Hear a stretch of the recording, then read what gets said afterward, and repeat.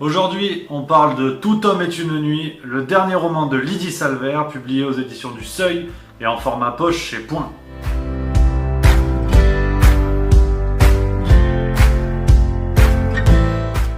Après le brillant Pas pleurer qui avait obtenu le prix Goncourt en 2014, Lydie Salvert est revenue l'année dernière en 2017 avec Tout homme est une nuit, son 12e roman qui a rencontré un succès plutôt sympathique et qui est paru en poche récemment du côté de chez Point. On l'a découvert et on vous en parle là-dedans. C'est une affaire de seconde. Alors l'histoire de ce livre, elle est finalement très simple. C'est celle d'Anas, un professeur atteint d'un cancer qui, pour soigner cette maladie, va décider de partir en Provence, dans le sud de la France.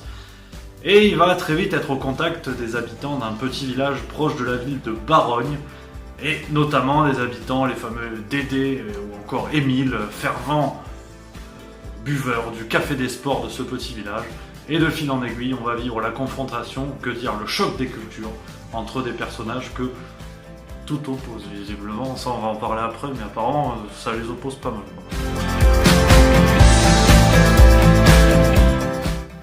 Lydie, Madame Salvert, je me permets la familiarité. Qu'est-ce qui s'est passé?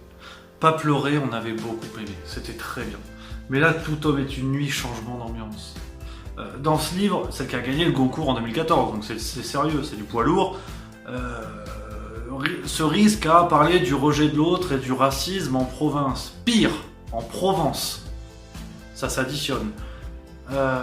Donc pourquoi pas? L'histoire, on la comprend bien, elle est simple. Anas, bourgeois parisien, hein, moi aussi je vais dans les clichés, hein, chacun son tour.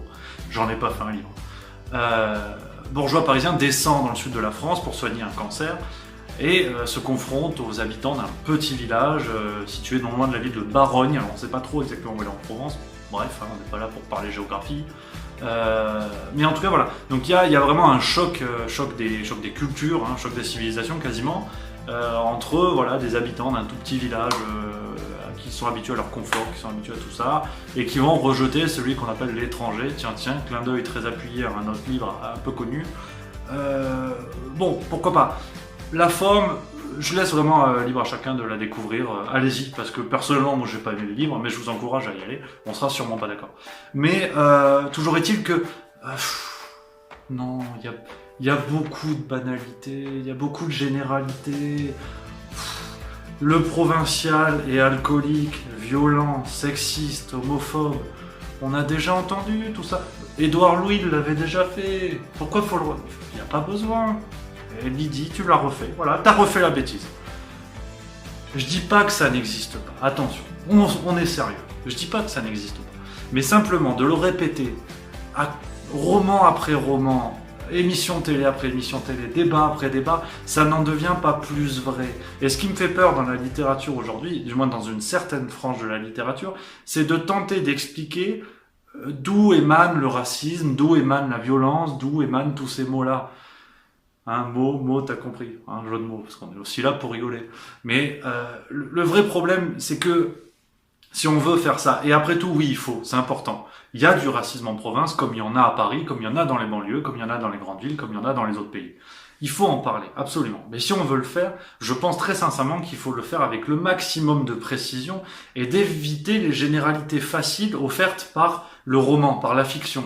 C'est-à-dire que si on parle d'un petit village de Provence, il faut le délimiter. Il faut poser qui sont les personnages.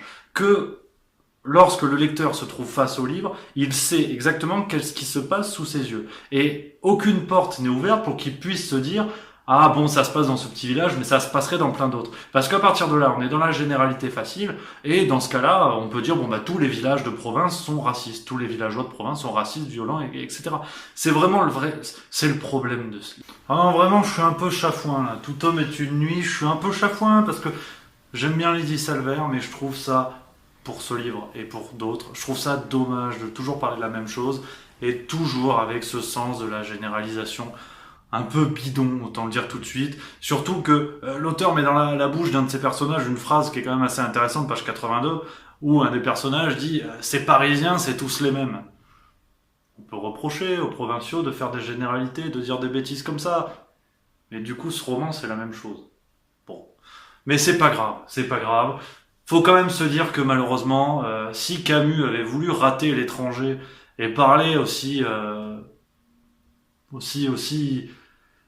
banalement du racisme et du rejet, s'il avait voulu rater l'étranger, il aurait écrit ce livre. C'est un peu dommage. Ah, déception.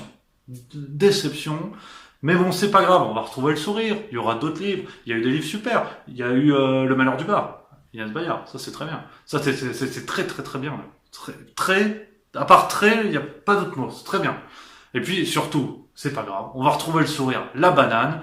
On va se revoir pour d'autres vidéos. On n'oublie pas de s'abonner. Effectivement. La rengaine classique. Les pouces bleus. On s'abonne, on clique par là. Et puis, on se revoit très bientôt, tout simplement. Ciao!